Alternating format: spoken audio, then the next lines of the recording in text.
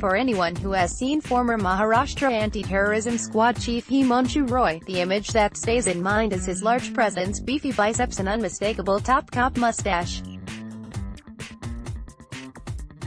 But having interacted with him on his fitness mantra for the first issue of Pulse, the memory of Roy is his firm, yet gentle voice. A man who was able to juggle the pressures of heading a high-stress job of investigating crime and terrorism with his fitness schedule of listening to classical music alongside his gym routine. Business Line's photographer Paul Norona recalls being called at about 6 a.m. to a gym in South Mumbai for a photo shoot with Roy. As the cop went about his exercise routine, he was flexible enough to make sure the photographer got the frames he needed. So how does a man who ends late at night and begins at 5 a.m. manage to keep it together? I consciously pace my day. Every day is like a marathon, where you run 42 kilometers, you have to pace it, he told Pulse. I listen to classical music for about half an hour. I'm at the gym by about 6:30, and I continue to listen to classical music over my headphones.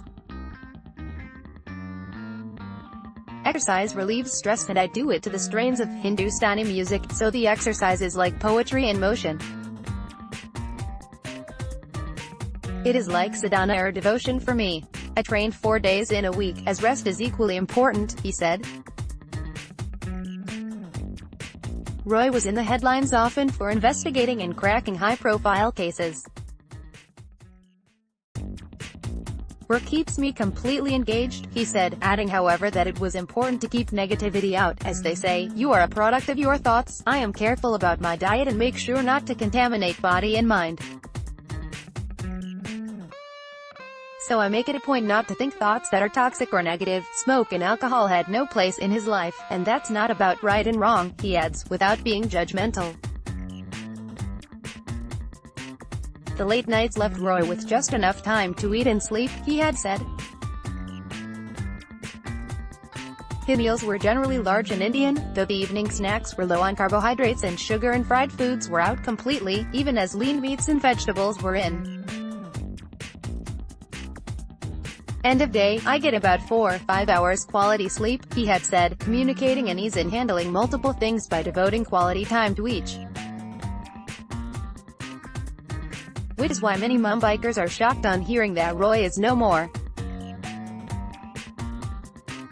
The top cop took his life on Friday.